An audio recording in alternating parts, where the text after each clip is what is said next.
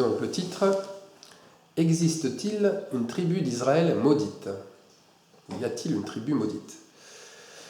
Alors, on va commencer par Matthieu 21, 19. C'est Jésus qui parle, qui dit « Voyant un figuier sur le chemin, il s'en approcha, mais il n'y trouva que des feuilles, et il lui dit « Que jamais fruit ne naisse de toi. » Et à l'instant, le figuier sécha. Voilà, là je m'arrête là, le figuier sécha. Alors je l'ai démontré dans mon précédent message, sans en parler ouvertement, mais Israël n'est pas le figuier de Dieu. La Bible nous montre bien deux figuiers. Et dans Israël, il y a deux figuiers. Il y a un figuier séché, ou sec, qui ne produit rien ou que de mauvais fruits. Et il y a un figuier fertile qui correspond au figuier qui est inspiré, béni par le Seigneur, et de qui sortira les élus et le peuple de Dieu. Israël est le point de mire, et le point de mire des nations. Et bien sûr, c'est aussi la pierre d'achoppement. Les nations veulent soit diviniser ce peuple, c'est-à-dire le rendre plus saint que les autres, soit au contraire, les nations tombent dans un autre extrême, c'est l'antisémitisme exacerbé. C'est-à-dire que c'est un antisémitisme primaire. C'est une haine sans modération à l'égard du peuple juif ou du peuple israélite. Ça lui attribue toutes les injustices du monde. Et ça va même jusqu'à condamner ce peuple à cause de la mort de Jésus-Christ, notre Sauveur. Mais là aussi, le figuier séché sert de jugement. Ceux qui ne voient que le figuier sec se jugent eux-mêmes. Ils jugent leur cœur, qui est sec lui aussi, sans fruit. D'autres qui ne voient, par contre, en Israël que le figuier fertile, se jugent aussi par leur idolâtrie. Ils vénèrent un peuple qui est infidèle. Alors, bien sûr, quelle est la juste attitude face au figuier au pluriel? Alors, la question, elle ne devrait même pas se poser pour un disciple. Le figuier d'Israël, c'est comme celui des nations, il est caché. Éphraïm porte en lui les deux figuiers. Le figuier de Juda, d'une part, c'est par l'épouse qu'Éphraïm a, et je vous rappelle que l'épouse d'Éphraïm, c'est Dina. C'est la part de Sichem, c'est la fille de Dina, pardon, c'est pas Dina, c'est la fille de Dina par la part de Sichem dans la bénédiction. C'est aussi son père Joseph, parce que Joseph est le rejeton d'un arbre fertile. C'est dit deux fois d'ailleurs dans Genèse 49, 22. C'est écrit « Joseph est le rejeton d'un arbre fertile », le rejeton d'un arbre fertile près d'une source. On voit bien cette double fertilité. Alors d'une part, donc, Joseph est la femme d'Éphraïm, qui forme le figuier d'Israël, et le figuier des nations, c'est par la mère égyptienne d'Éphraïm, épouse de Joseph. On a bien là le bois de Juda, qui en fait assimile les deux figuiers fertiles pour n'en former qu'un seul et unique. Ça, c'est au niveau généalogique, d'accord? Alors, où se trouve-t-il ce figuier? Alors, la réponse, on l'a dit tout à l'heure, il est caché. Il est voilé puisque la future épouse n'est pas encore mariée à son futur époux. Elle est fiancée seulement. Donc, elle a un voile sur le visage.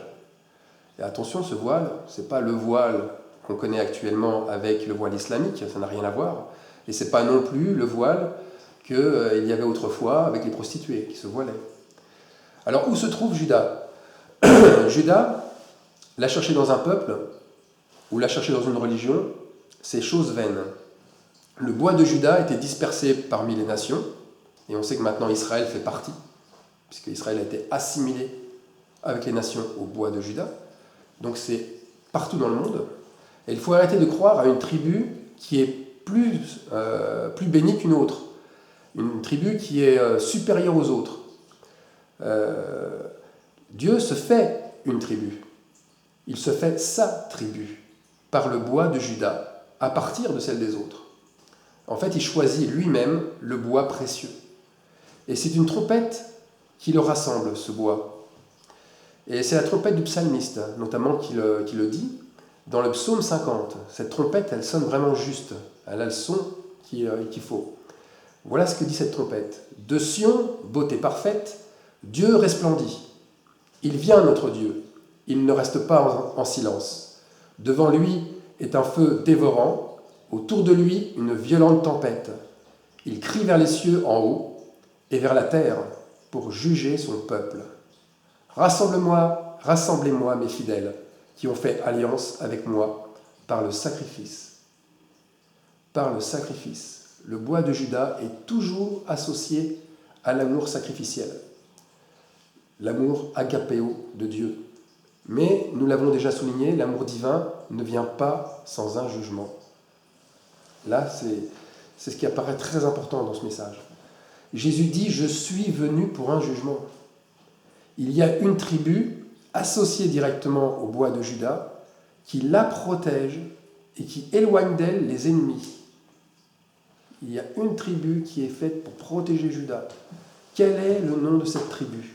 Eh bien, tenez-vous bien, c'est Dan. C'est Dan. Alors je sais que beaucoup pensent du mal de Dan.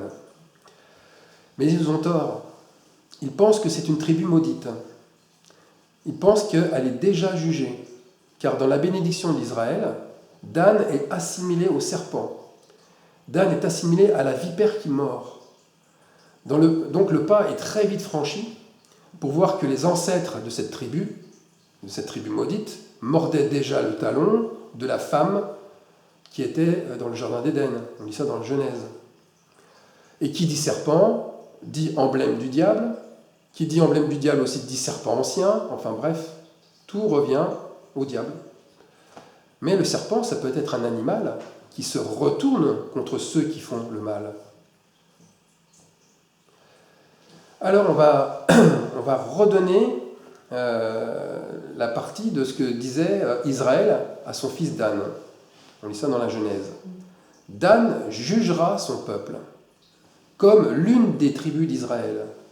Dan sera un serpent sur le chemin, une vipère sur le sentier, mordant les talons du cheval pour que le cavalier tombe à la renverse. J'espère en ton secours, ô Éternel. Ça, c'est la bénédiction accordée à Dan par Israël.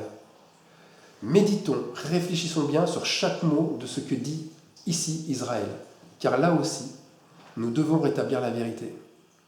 Dan n'est pas malédiction.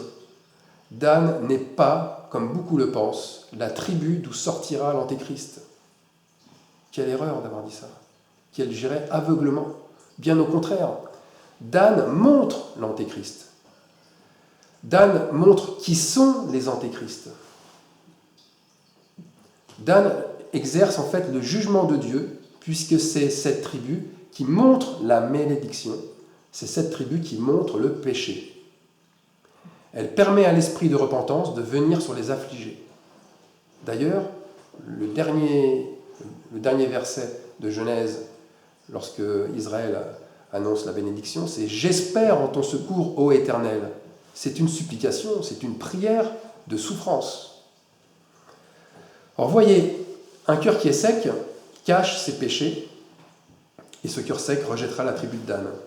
Il la maudira, car il n'espère pas au secours de l'Éternel.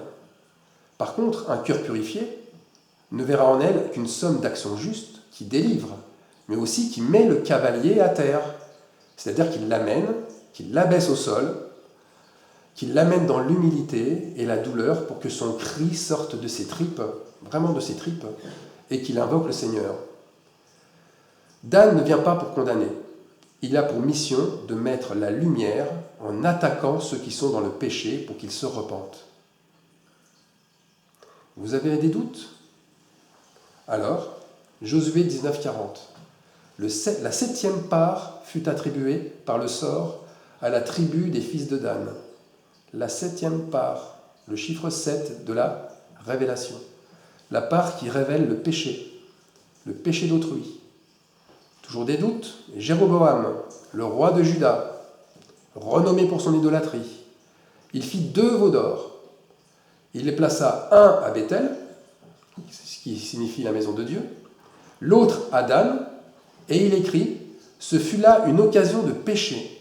Le peuple alla devant l'un des veaux jusqu'à Dan. » Ici, le veau d'or sert d'aveuglement. Mais il sert d'aveuglement pas seulement pour le peuple. C'est un bandeau sur les yeux de Dan. C'est évidemment pour que Dan ne puisse pas voir le péché car Dan écarte le peuple du péché. Il forme les remparts de Juda et ceux de Jérusalem. C'est ce que nous allons voir par la suite. Dan forme les remparts de Juda et de Jérusalem. Dan, pour donner quelque chose de concret par rapport à notre corps notamment, c'est notre système immunitaire. Si vous le bâillonnez, vous attrapez ce qu'on appelle aujourd'hui des maladies auto-immunes. Le cancer, les cancers, le diabète, la sclérose en plaques, etc., etc. Vous détruisez vos propres remparts. Alors revenons maintenant au départ de l'histoire de Dan. Dan a pris la place de son demi-frère, Ruben. Ruben était le premier-né. Le premier-né, c'est donc le premier tonnerre. Et Ruben a été déchu du droit d'aînesse par le fait d'aller sur le lit de son père, en couchant avec sa servante. Donc Dan, qui signifie un juge, ça c'est dans la signification hébraïque, un juge, il incarne le premier tonnerre, qui est celui du jugement. Et Dan provient de la racine hébraïque din. Din qui signifie gouverner, discerner, s'efforcer d'atteindre le but, exécuter un jugement. Et un petit rappel, Dan, en naissant de Bila sur les genoux de Rachel, il montrait déjà le péché de Rachel. Il montrait sa jalousie extrême, son oppression, ses accusations, etc., etc. En conclusion, Dan, c'est une tribu associée au bois de Juda. Plus elle qui montre qui en fait partie. Elle révèle les cœurs. Elle révèle ce que nous avons dit au départ, le figuier fertile et le figuier sec, stérile. Écoutez bien ça. Que disait Israël, fils d'Isaac? Dan jugera son peuple comme l'une des tribus d'Israël. En d'autres mots, Dan discernera dans son peuple qui est de quelle tribu. Que dit Jésus? Matthieu 19, 28. Vous qui m'avez suivi, vous serez de même assis sur 12 trônes, et vous jugerez les 12 tribus d'Israël. Est-ce que Jésus ne dit-il pas la même chose qu'Israël? Avec qui les élus jugeront? C'est-à-dire, avec qui discerneront-ils? Avec qui révéleront-ils les élus? Réponse, avec Dan. Dan est une sentinelle. Dan, c'est une trompette qui avertit, qui réveille un peuple. Et Jérémie 4, versets 15 à 17, nous montre comment Dan exerce sa mission de sentinelle. Je vous le lis, toujours dans la version qu'on connaît bien, c'est-à-dire la version seconde. Voilà, seconde. Car une voix qui part de Dan annonce la calamité. Elle publie depuis la montagne d'Éphraïm. Dites-le aux nations, faites-le connaître à Jérusalem. Des assiégeants viennent d'une terre lointaine. Ils poussent des cris contre les villes de Juda. Comme ceux qui gardent un champ. Ils entourent Jérusalem. Car, là c'est là qu'il faut bien retenir la dernière phrase, car elle s'est révoltée contre moi, dit l'Éternel. C'est Juda qui s'est révolté. Dan ne vient pas révéler l'ennemi, ce qui va mal à l'extérieur, mais il vient révéler la révolte du peuple d'Israël, ce qui va mal à l'intérieur. Il révèle les ennemis qui sévissent à l'intérieur. Et Dan, c'est clair, en tous les cas, j'espère que c'est clair aussi pour vous, Dan, c'est la voix des prophètes. Quand Jean-Baptiste crie « Repentez-vous, la cognée est déjà mise à la racine des arbres », premier tonnerre, il terrasse les cavaliers, il les projette au sol. Ce qui me fait dire que le plus grand des prophètes après Jésus-Christ, bien sûr, Élie, descendait de Dan, tout comme Jean-Baptiste qui avait l'esprit d'Élie. Élie est venu terrasser, mordre comme une vipère le talon du cheval d'Akab et celui de Jézabel, mais aussi tous les chevaux des 850 faux prophètes de Baal et d'Astarté. Ils sont tous tombés sans vouloir se repentir. Rappelez-vous un des messages où j'affirmais que notre mission, votre vie même, témoigne de votre attachement à une tribu d'Israël. Et je crois que c'était dans le film de votre vie. C'était sur le blog, j'ai maintenant numéroté les messages, c'est le numéro 115. Donc, est-ce que vous discernez par là que tous ceux, est-ce que vous ne discernez pas par là que tous ceux qui ont reçu l'esprit d'Élie descendent de Dan? Moi, ça me paraît évident. Cette tribu a pour mission de ramener le cœur des enfants vers leur père et le cœur des pères vers leurs enfants. Et nous l'avons lu dans le psaume 50, cela ne se fait pas dans la douceur et dans le calme. Devant lui est un feu dévorant, autour de lui une tempête violente. Prenons une histoire célèbre, bien connue dans l'Ancien Testament, c'est l'histoire de Samson. Samson, c'est un personnage de Dan, c'est un Danite. Et sa vie est relatée dans les chapitres 13 à 16 du livre des Juges. Il fut juge pendant 20 ans. 20 ans en Israël. Et 20 ans, c'est cette demi-heure de silence qui précède toujours les grands événements. Rappelez-vous l'ouverture du 7e sceau, par exemple. C'est 20 ans. Et quel juge, Samson? Quel juge? Samson arrive, comme le psaume 50, avec une violente tempête, comme un feu dévorant pour rétablir la justice en Israël, qui croule à ce moment-là sous le péché et l'idolâtrie. Samson, il a dès la naissance la même onction que celle de Jean-Baptiste. Et Jean-Baptiste faisait aussi office de juge en Israël. Sa mère est stérile, tout comme Élisabeth, la mère de Jean. Samson est consacré à Dieu, déjà dans la grossesse, dans sa grossesse. Leurs parents, les parents de Jean comme les parents de Samson, sont visités par un ange qui leur demande la même chose, d'abstenir leurs enfants d'alcool et de vin. Samson se nourrit d'un miel sauvage, issu du lion qu'il a tué. Jean se nourrit lui aussi de miel sauvage.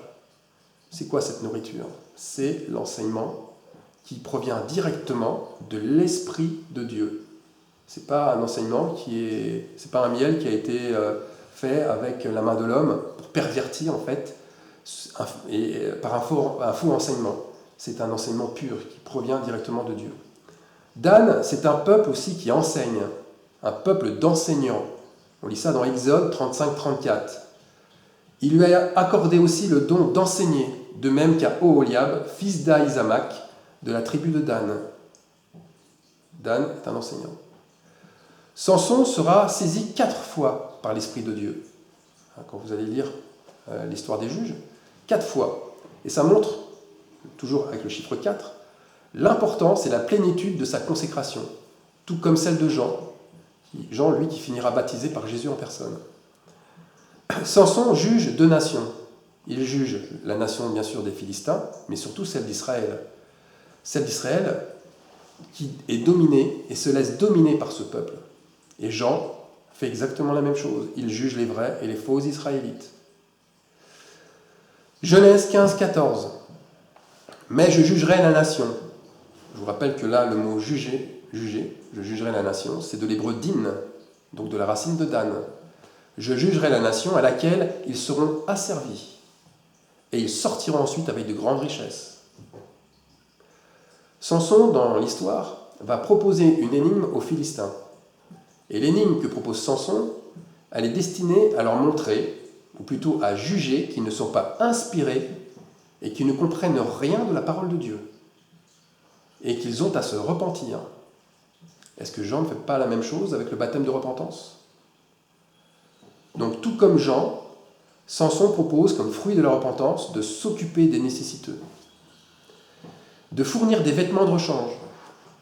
Et Jean, lui, il dira que celui qui a 2 tuniques partage avec celui qui n'en a point. Et au lieu de cela, les publicains, comme les Philistins, ce sont les mêmes peuples, avec le même cœur, ils oppressent, ils menacent de mort, et ils finissent par trahir. Timna, la femme de Samson, qui est philistine, elle trahira Samson en dévoilant l'énigme. Le père de Timna trahira son alliance en donnant Timna, sa fille, à un autre homme. Ils finiront tous les deux brûlés, elle et son père.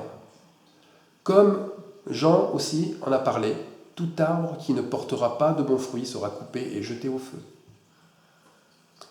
Alors cette anecdote, elle illustre bien les actions d'un prophète danite, qui annonce la parole qui est inspirée, sans oublier que la réaction la réaction des autres, les juge et les condamne eux-mêmes. Samson finira, à la fin de l'histoire, livré à ses ennemis, enfermé d'abord, puis donnant sa vie, tout comme Jean. Jean a fait la même chose. Et la trahison fait partie intégrante de leur vie. Ce sont des jusqu'au-boutistes, ils vont jusqu'au bout. Samson est trahi par les deux femmes qu'il aime, Timna et Dalila.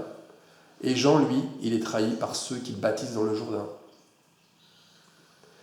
Alors le but de ces deux juges, de ces deux prophètes, de ces deux personnages importants de Dan, ils sont de préparer le chemin du futur roi d'Israël.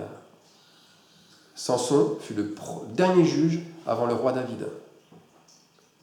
Comme Jean le Baptiste fut le dernier prophète avant Jésus. L'histoire se répète, comme les ministères se répètent, comme les missions prophétiques se répètent. Comment préparent-ils tous deux, Samson et Jean, le chemin du roi? De la même manière, par la crainte. La crainte est le sentiment que l'on retrouve dans les deux récits. Luc, chapitre 1, verset 65.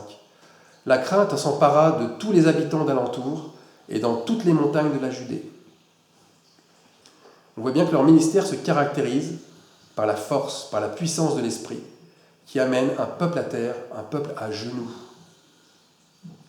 Alors revenons maintenant un petit peu sur le ministère prophétique de Dan. Ses origines, son ampleur. Élie le Tishbite, il arrivait de Galade, de l'est du Jourdain. Jean le Baptiste, arrivait lui aussi en baptisant à Bethabara, à l'est du Jourdain. Suivez-moi bien. On va prendre maintenant Deutéronome 33-22. Dan est un jeune lion qui s'élance de Basan. Ça, on le verra, c'est Moïse qui le dit. Dan est un jeune lion qui s'élance de Basan. Dan est reconnaissable car il vient précipitamment. Il s'élance. Il jaillit de Basan, c'est-à-dire de l'est du Jourdain. Et là, c'est Moïse, comme je vous l'ai dit, qui le dit lorsqu'il bénit chaque tribu d'Israël.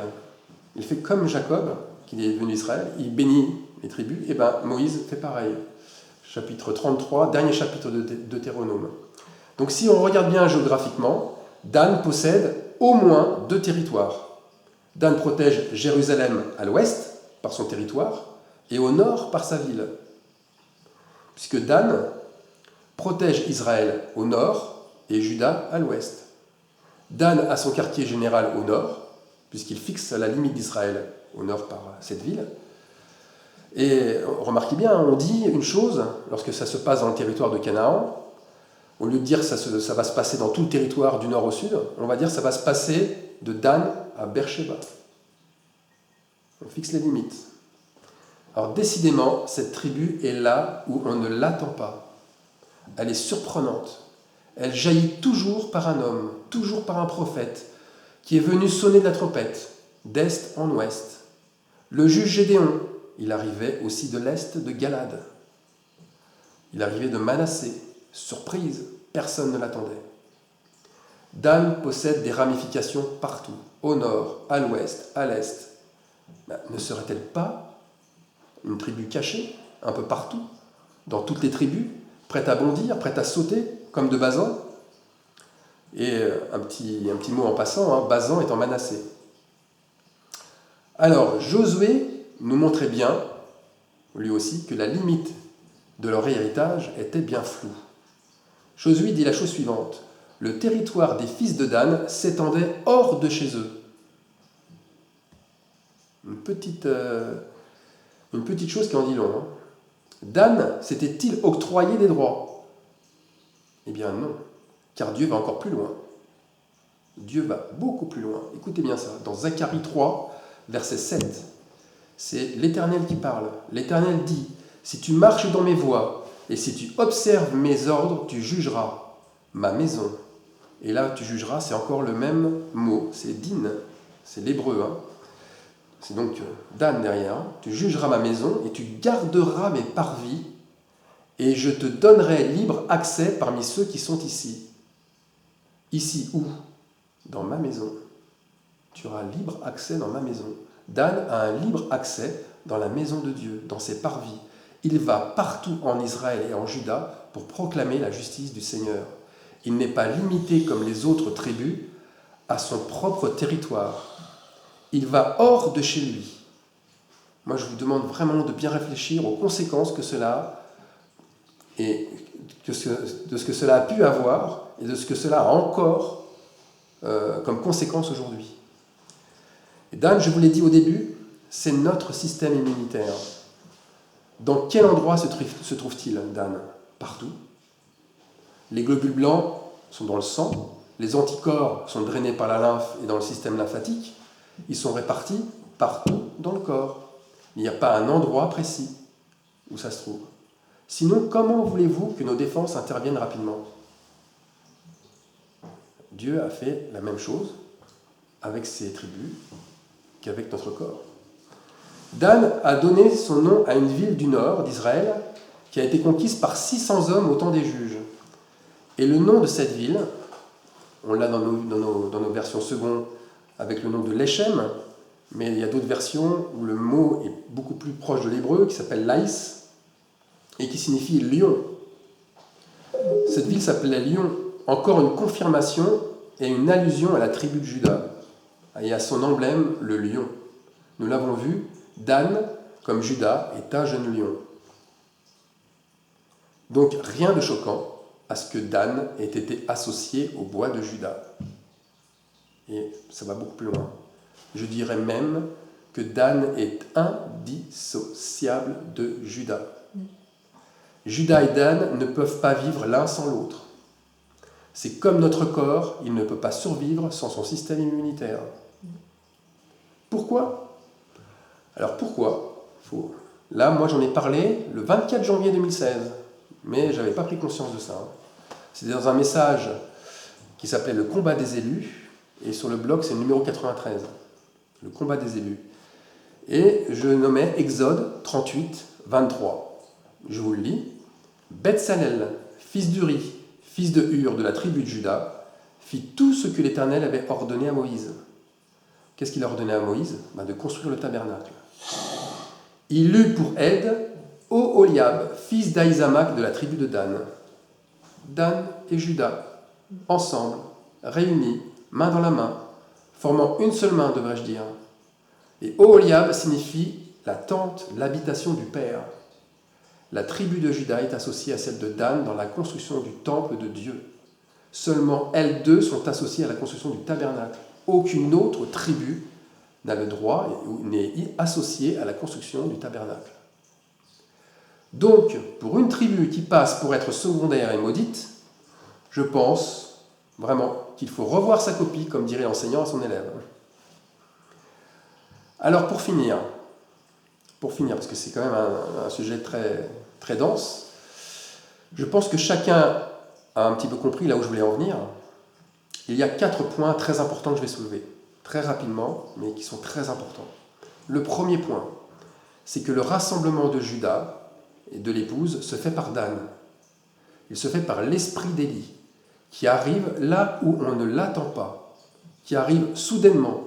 Pourquoi? Parce qu'il protège en montrant l'ennemi qui attaque Juda. Il est ce système immunitaire qui était affaibli, mais qui reprend vie et qui montre, donc par différentes manières, la maladie, la fièvre, la douleur, la souffrance, il montre la défaillance d'une partie du corps qui doit à ce moment-là se reprendre. Ça, c'est le premier point. Le deuxième point, c'est que Dan et Juda sont indissociables, comme l'amour et le jugement de Dieu sont indissociables, comme la bouche et les mains, j'en avais parlé dans un message, comme la force et l'esprit, ce qui signifie que la construction du temple ne peut pas se faire par une seule personne. Mais c'est tout un groupe qui est réveillé et qui se prépare dans les cœurs. Exode 36.2 dit cela. Moïse appela à la construction du tabernacle tous les hommes habiles dans l'esprit et dont le cœur était bien disposé. Troisième point, la trompette sonne fort dans tout le pays. Elle impressionne. Elle crée de la crainte dans les cœurs pour se repentir. C'est ce qu'on entend en ce moment. Moi, j'ai beaucoup de messages qui me reviennent. On voit vraiment que l'Esprit de Dieu crée de la crainte dans les cœurs, notamment par des songes aussi, par des paroles révélées. Quatrième point. Oholiab, le Danite. Il avait pour mission dans le temple de graver et d'enseigner comment broder. Broder sur des étoffes en pourpre, en bleu et en cramoisi. Et bien sûr sur le fin lin. Le vêtement de l'épouse est constitué de ces deux tissus. Le tissu en pourpre, bleu et cramoisi, on voit bien les couleurs, hein. Le bleu, la royauté, le cramoisi, le sacrifice, c'est le sang, hein, le sang qui a coulé. Et bien ce tissu qui est noble montre les sacrifices de son peuple dans un cœur qui est prêt à souffrir pour son roi, qui est prêt à donner sa vie entière comme Samson et comme Jean l'ont fait tous les deux. On a aussi le tissu de fin lin.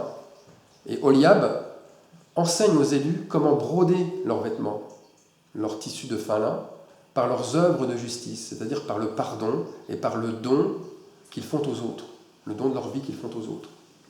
Le fil qui sert à broder, c'est un fil en or. C'est-à-dire en or, c'est que chacun doit avoir revêtu auparavant Christ et que chacun soit purifié par sa grâce. C'est la condition. Amen. Alors je vais m'arrêter là pour l'instant, mais il y a beaucoup d'autres choses à dire à ce sujet. Mais pour l'instant, je m'arrête là. Voilà.